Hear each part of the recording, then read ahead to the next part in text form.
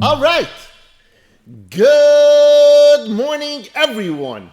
And thank you so much for joining us all here today. Today's shiur should be Le'ilu Nishmas, our dear friend Menachem ben Yisrael Yaakov, as well as my dear aunt Rivka Bas Gavriel Tzvi, and for Zaidi, Reb Shmuel ben Yosef Dov HaKohen, and the Refuah Shalem Bakar of Mishalom ben Sarachel, Miriam Bas Sarah, and Yair Yeshia ben Chaya Tara. Today, we just have a special dedication, Le'ilu Nishmas, Eli's grandfather, Reb Shaga Feivel ben Moshe Yosef, the Neshama Zahom Aliyah. Today we are on page 236 in the Art Scroll, for those who are following along.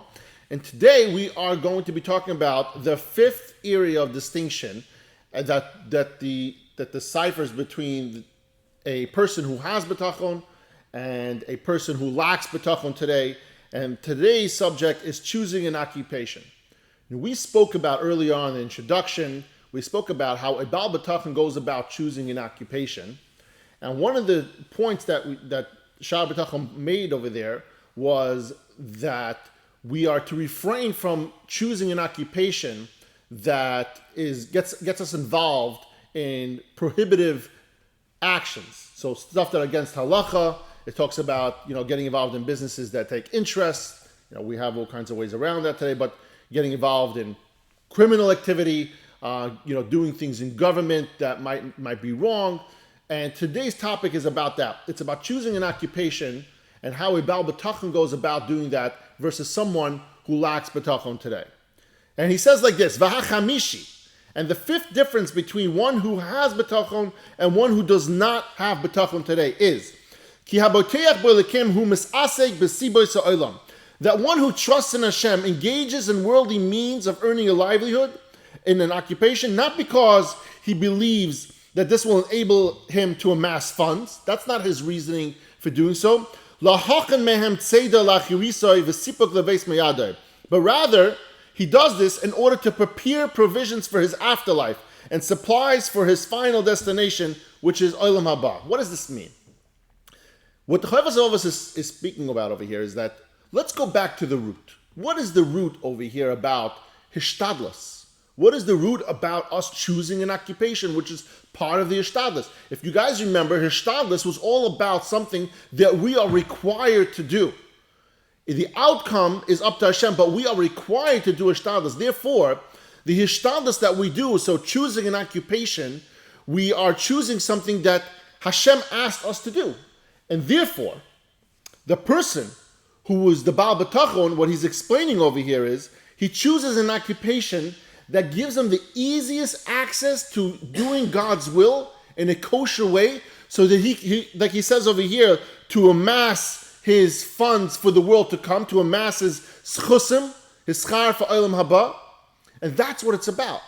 He finds something that wouldn't contradict against halacha, wouldn't contradict his goal. His goal is to amass all those chusim so that he could bring that with him to Olam Haba when the day comes. Accordingly, he will choose to engage in an occupation that he is sure will preserve his Torah observance and his proper way of life in this world. And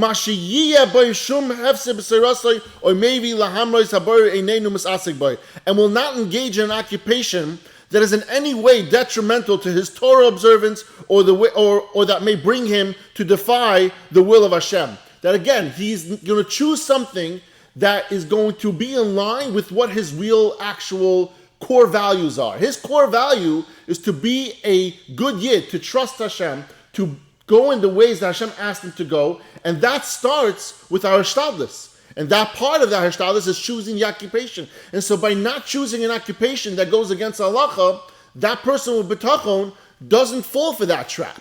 He doesn't fall for the trap of the easy money that might come with really, really bad principles, business principles that might go against halacha. And so this Baal Bitachon, that's the way he chooses his occupation. That something falls in line with his core values. His core value is not to make money. His core value is to do his shtaz, because that's what he's asked to do. But that's also a requirement from Hashem. And what else is a requirement from Hashem is he does that api halacha.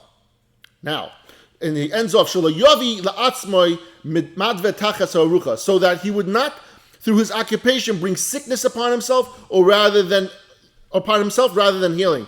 The sickness and the healing that he brings over, that he discusses, is the occupation in a situation. The healing is the bringing the olam haba, the greatness in olam haba, and the sickness that he explains over here is to not make his olam haba, his schar, less in olam haba. That's what his metaphor over here is for the sickness and for the healing.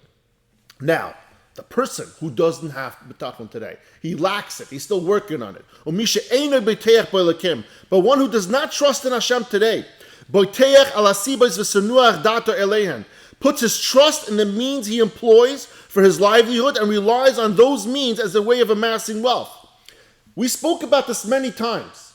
This person believes, and he only puts his effort into something because he believes his effort, his business, his brain, the way he can comprehend it, is going to be the one that's going to supply him with his livelihood. And so that's his whole entire mindset.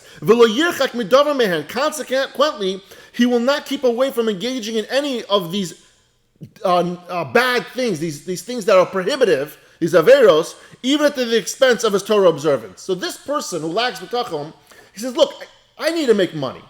The opportunity I have today is to do something that's against halacha, and that's how I'm going to make my money. And he says, I don't care. I need to do this. And this is how I'm going to choose to do it. Because he lacks bitachon. And that's what he's saying. The person with bitachon, the difference is over here, that a person with bitachon would refrain from taking on that job. If someone comes to him with an opportunity that is against his core value of being a pi halacha, he's going to refrain from it. The person who lacks bitachon, that is going to look, no, I need to put food on my table. I don't care how. Even if it means going against halacha, I'm still going to do it because his mindset is, I need to support myself. That's his mindset. He will engage in praiseworthy occupation as well as a disgraceful one. The praiseworthy occupation, he says, is a place of government or something of higher power where people look up to him, but not exactly a kosher spot. We spoke about earlier in the introduction, also in Perek Daled and Gimel, where it brings a person who puts himself into government. And a lot of times government takes bribes to do things that might not be in line with what the goal is, but because to satisfy their own pockets, that's why they do that.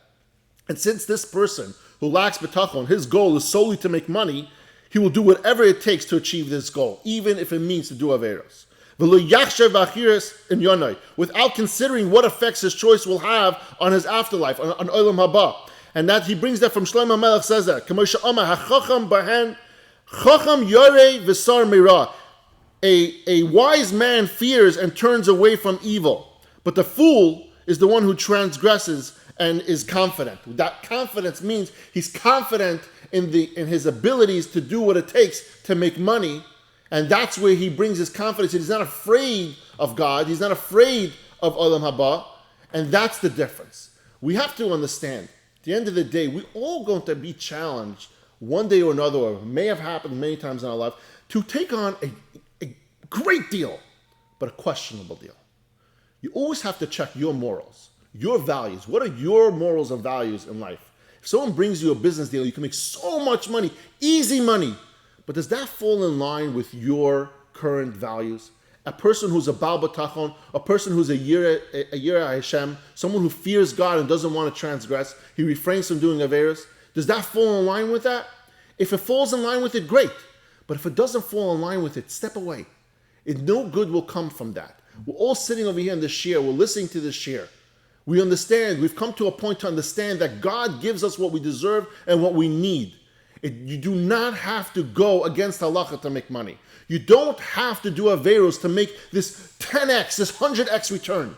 Doesn't matter. Even if you did do that deal and you did make the 100x, but God will find a way for you to take it away from you if it wasn't meant for you to keep. And if you go about your day and doing only kosher business, because that's the way your values are put forth today, and that you will receive what you're supposed to anyway.